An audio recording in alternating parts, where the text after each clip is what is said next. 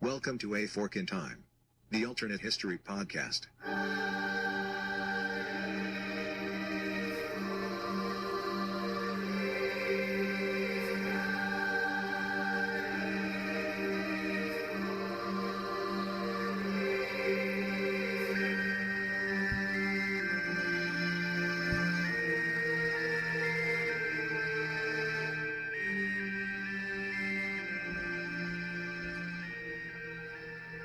Welcome back to A Fork in Time, the alternate history podcast. I'm your contributing guest host and aspiring Gen Z home renter, Eric Bond. I'm taking the old what-if machine on an expeditionary mission today to the mid-19th century to make like the fray and save a life and show you all just how difficult that is. You may be wondering whose life we are trying to save, unless you read the episode's description, in which case, no spoilers, but it's not Edgar Allan Poe. So please take any red masked balls or 1,000 injuries of Fortunato you have borne as best you could and wall them in for another day, because we have got a one William Henry Harrison to save. However, please also, if you have any ideas about saving Edgar Allan Poe's life, feel free to send them in to our website. Now, who is William Henry Harrison? If you don't know, I don't blame you.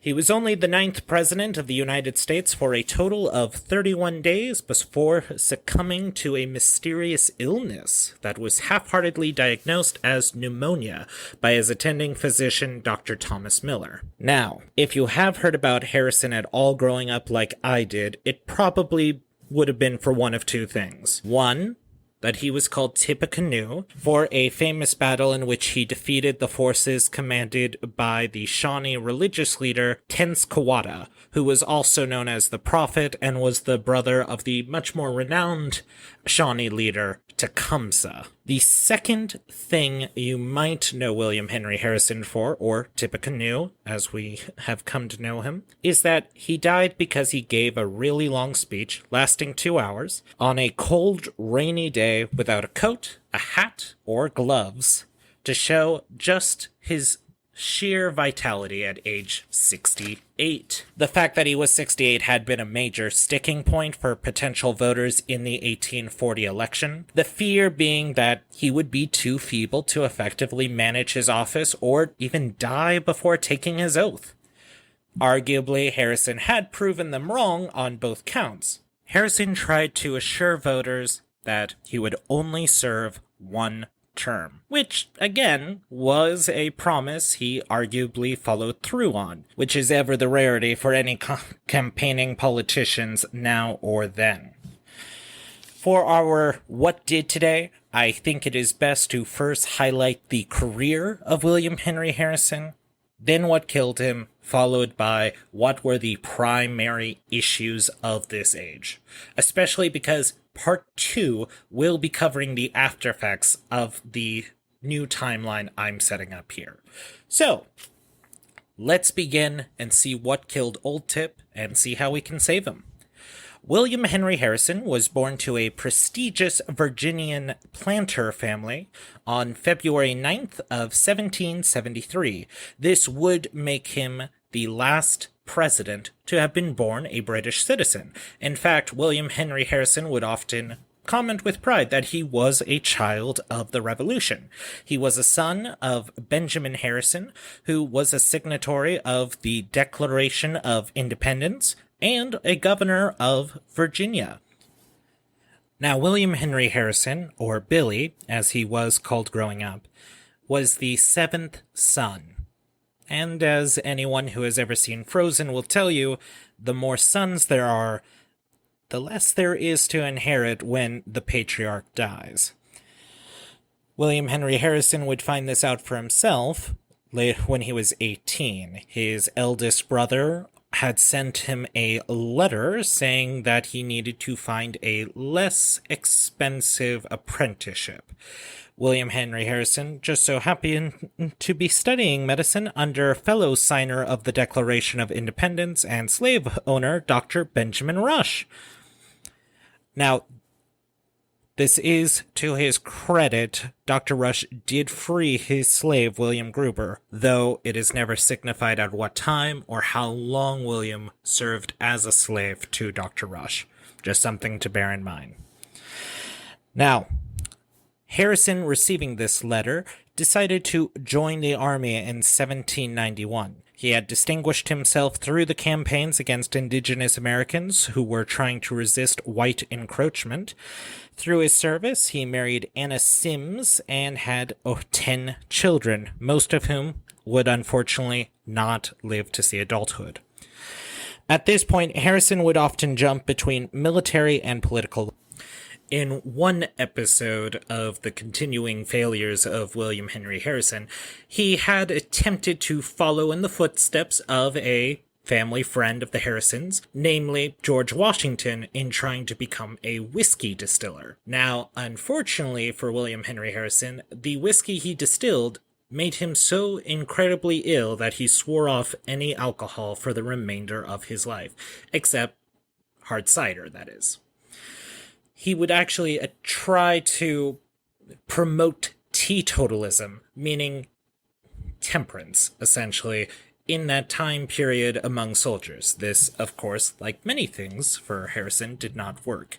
If you're getting the idea that Harrison might be perhaps eaten up inside by his numerous failures and also constant deprivations by his brothers and seemingly fate, well, you would not be wrong. According to many people who spoke with Harrison privately, he could be genial, amiable, and just a great time, but he would tell you how much the party he was throwing was costing him. Needless to say, this did not win him many close friends after extended contact. However, let us not feel too bad for William Henry Harrison because, like many Southern aristocrats of the time, he of course owned slaves, one of whom, Drusilla, would later be impregnated by Harrison, resulting in 6 additional children, one of whom eventually leading to the birth of Kenneth White, who was a leader of the NAACP during the 1930s and 40s. Now, for the sake of brevity and to avoid this becoming just a William Henry Harrison fan cast, let me run through a quick list of his accomplishments and positions that he held before becoming president. He served as a 2-year delegate to the House of Representatives for the Northwest Territory. He served as governor of Indian Territories, this being the land composing of Indiana, Michigan, Illinois, and parts of Minnesota between 1801 and 1812.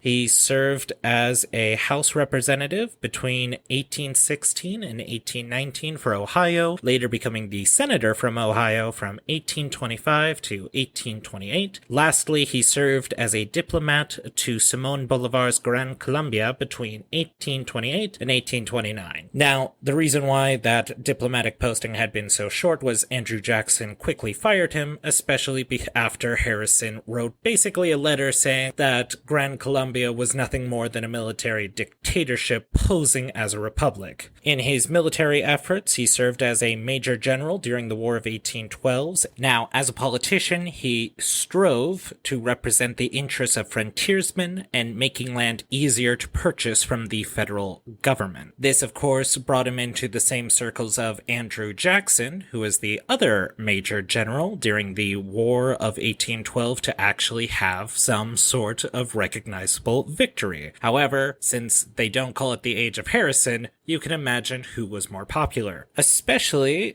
a drag on Harrison's reputation was the fact that he stayed mostly silent on any issue that actually mattered to most people, such as slavery or tariffs or anything that could make someone say, I think you're wrong. In fact, he would earn the nickname General Mum for this effort. Now, we come to the part at last I know we've all been waiting for. So, how do we save William Henry Harrison from dying on April 4th of 1841?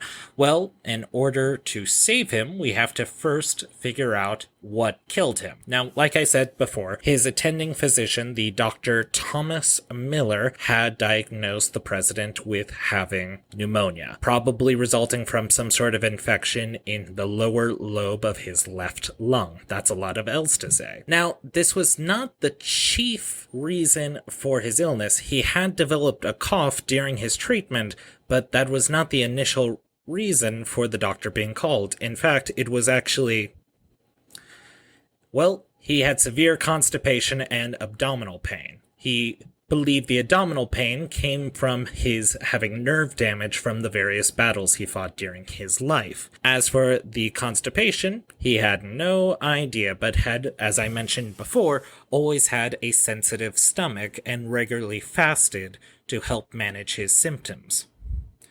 So, in order to help with the constipation, the doctor then proceeded to prescribe mercury-infused laxatives, often 4 to 5 a day, every day. This did not seem to help the president's condition, and in fact may have also inflamed the pain even more so. So now we're also going to add laudanum, also known as opium, into the mix. So, mercury on one side, opium on the other, and one very dead Harrison by April 4th of 1841, followed by a constitutional crisis resulting in John Tyler, the vice president who didn't really even want to be vice president. He had slunk off back to his home in Virginia, just intending to collect a paycheck for the remainder of the term, declaring himself the new president.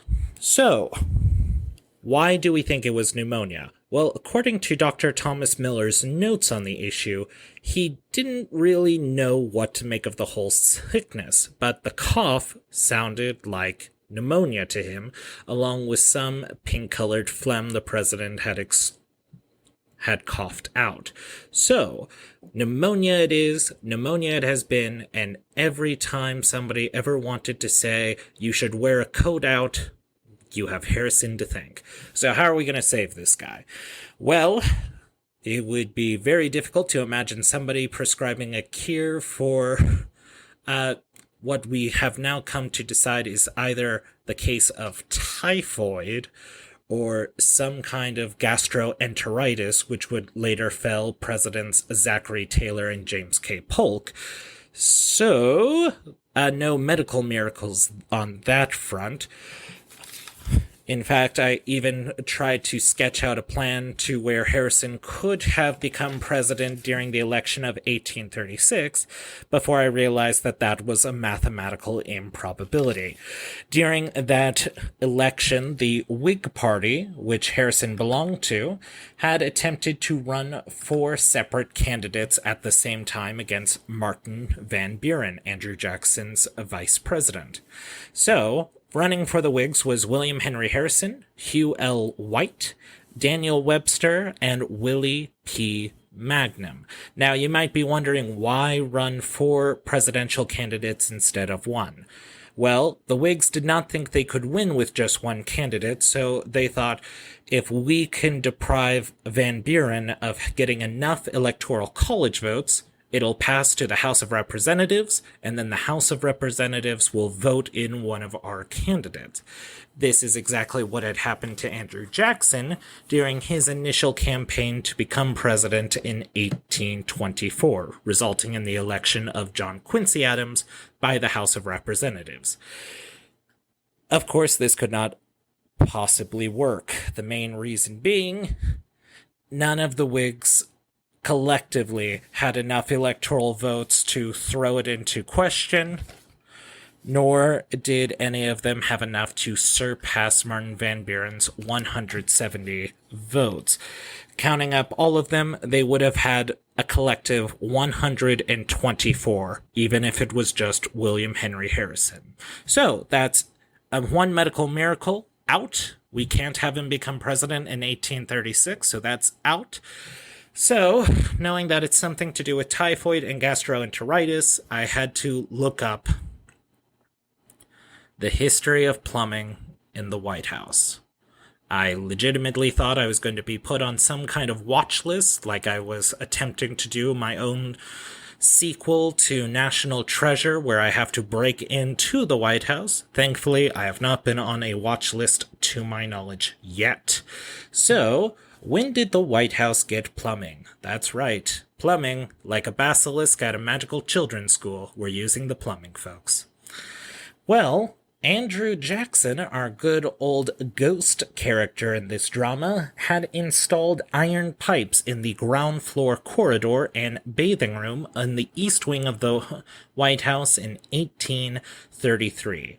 This was supposed to be pumped in from a local spring on Franklin Square, which was just a few miles away from the White House.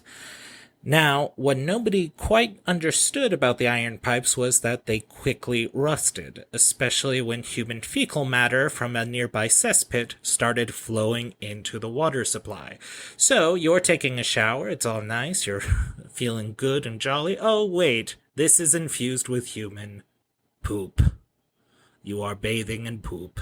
And I'm so sorry that you have to imagine this, but this is just the historical reality in this alternate timeline that I am trying to create. So please bear with me. Well, were there any alternatives to this rusted iron piping infused with human fecal matter? There was. They could have gone with wooden pipes. This was another new thing I learned. Apparently, wooden pipes in plumbing is a thing, and it was especially a thing then. The only problem that kept wooden pipes from being used was they were afraid of them instantly combusting, especially after the White House had just been rebuilt after the British torched the place during the War of 1812. So, let us imagine a timeline. Andrew Jackson in 1833, free run of the place, $45,000 to spend. What's he gonna do? He is going to save some money and get some nice wooden pipes for the White House. They are secure, they're safe, and he's old hickory. Why wouldn't he go with a tree-based solution for a plumbing problem? That metaphor escaped me, but we are carrying on. Here's where another problem presents itself, unfortunately. In 1836, after Martin Van Buren had become president, he will have to contend with the U.S. Patent Office going up in flames. That's right, the U.S. Patent Office, the only federal building to be spared by the British during the War of 1812, somehow combusted on December 5th of 1836. So, you're Martin Van Buren, you've served your time as vice president, you have been sworn in after a hard election, only to find you must now rebuild the White House, the second time it must be done in a country that is barely 50 years old. I'm sure you love to be you at this point. So, the White House has been in flames from its nearby location to the U.S. Patent Office. The wooden pipes have combusted just as the engineers had warned, and it's just another log on the fire for Van Buren's political future, paving the way for Tippecanoe and Tyler II to take the White House in 1840.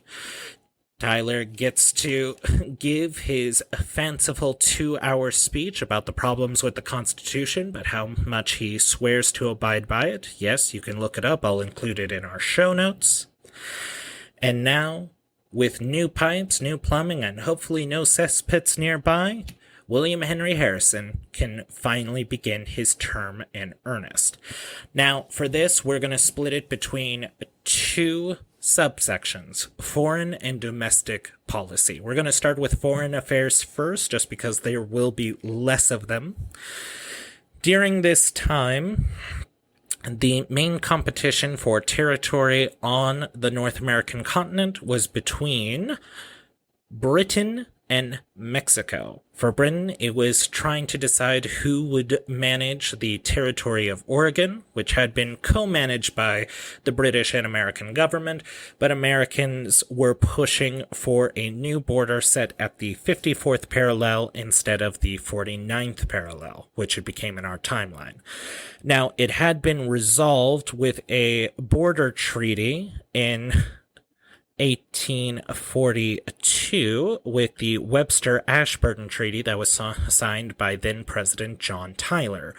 But in this timeline, the White House has just been burnt down. It's bringing up the memories of the War of 1812, and William Henry Harrison finally gets to make use of the fame that was rightfully his after all this time, if it weren't for Andrew Jackson.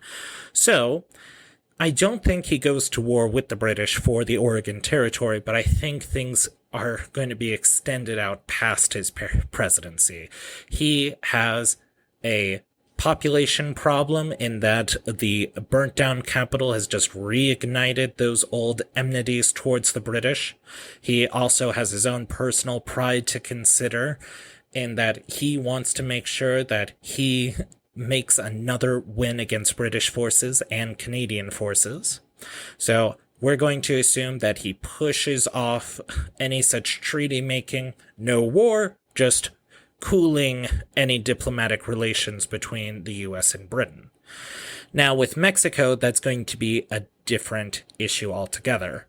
White Anglo colonists were going into Texas and California, which were then territories owned by Mexico, introducing slavery, which was not an acceptable outcome for the Mexican government, and attempting to filibuster. Filibuster we had described briefly before in a prior episode. Essentially, enough colonists move into a territory, declare themselves an independent country, and attempt to get annexed by the United States. This would happen during the 1830s and 40s with Texas, where they would attempt to have the U.S. annex them and add them as part of the country. Now, Harrison, for all of his flaws, does not want just war for war's sake. He does not want war to increase his own glory. As with the British, this is probably going to be one where General Mum just punts it down for later in the year. He only has to get by these 4 years. If he can delay it long enough, it'll be the next guy's problem. Now, that does bring us to domestic policy. We're first going to start with the policy towards Indigenous Americans. Now, this is the period where Andrew Jackson had begun the process and then saw it carried out by Martin Van Buren, known as the Trail of Tears, where after the Supreme Court had ruled that Cherokees could remain on their land, Jackson said, "You and what army?" and deported them anyway, past the Mississippi. I wish I could say I was joking about that, but it was true. Andrew Jackson said to the Supreme Court, "What army do you have to carry out your decision?" None. And forced troops to depose the Cherokee and other indigenous groups. So, in the newly acquired Florida territory, there is something called the Seminole Wars between Seminole and Miami tribes versus the U.S. troops and white colonists attempting to take their land. I do think we would probably see the establishment of Native American schools as we did in our own timeline, as Harrison favored what he called assimilation. He felt it was their duty as an advanced, quote-unquote advanced, society to share all of their benefits with their native neighbors. This is not going to be a rosy issue by any means, but this is what Harrison would most likely do. Either you leave, die, or start acting white. The other main issue that he had promised during his election campaign for the 1840 election was that he would establish a national bank. During Jackson's terms, he had closed the Second National Bank, And essentially, it caused a financial crisis during 1836, as the value of US dollars essentially collapsed as each bank was putting out competing banknotes. So, one of the first thing that on the domestic agenda is to establish a new national bank. Now, Nicholas Biddle of the Pennsylvania Biddle banking clans had unfortunately died before the election had finished, so he could not be reinstated. I would argue that at this point, Harrison would probably choose John Biddle. John Biddle was the former mayor of Detroit and was a delegate from the Michigan Territory, and was also a veteran of the War of 1812, serving as a major during that war. For this, Harrison could appease his benefactors. In fact, there is a news article where basically they were examining where the money was coming from Harrison's campaign, and it was all coming from Nicholas Biddle to help him defeat the Jacksonian Democrats. So, he definitely has an incentive to install a member of the Biddle family. John Biddle, in our own timeline, later became associated with train companies and did serve in financial roles. So he has training, he has experience, he's another veteran, so he's an easy sell to the Senate to confirm him. So we're going to see paper money backed by a gold standard. This will also probably spark conversations among citizens about whether or not to start using silver to also back the currency. Now, the main issue we are definitely going to see in this timeline is the issue of slavery. Like I said before, Harrison himself was a slave owner, though he was kind of half-hearted and said, I'm not fond of slavery, but I do own slaves. And, it would just be so great if we could just send all the African Americans away, and then we wouldn't have to worry about slavery. Because if we finish slavery today, the problem is all these African Americans will start demanding equal rights like they were citizens, just because they were born here. Now, you might be thinking, well, yes, why wouldn't they? But you have to understand, for Harrison and for the South and for any slave owners, they were not people, they were capital and a means of production for them to profit. And if they can't have that profit, well, they'd rather just not have them on the board at all. So we would also probably see the start of free soil. However, Harrison did not want interference from the government. He felt that this was purely something to be decided by each state. He had attempted to bring slavery to Indiana, but had been rebuffed by his fellow colonists at the time. So, I think we would definitely see him start to try and negotiate a deal between the different factions of the Whig Party, which were composed of northern nascent abolitionists. Again, they were more of the free soil model that we see of Henry Clay, to where they're like, we don't want slavery, but we don't want black people to have rights, so let's send them to Liberia. This becomes a whole issue in itself in our own timeline. The Whigs were also composed of, as I said, Southern Democrats who hated Andrew Jackson, like his vice president, John Tyler. So that's not going to be a healthy mix for a cohesive political unit, as such was the case in our own timeline. Now, what we might see is something like what precipitated Bleeding Kansas, in that he would try to push the idea of, well, what if every state, when they became a state, could decide whether or not they wanted to be slave or free states, or if he would try to maintain the compromise where, past a certain parallel, you can't have a free state without also having a slave state beneath it. So these are the things we're going to see.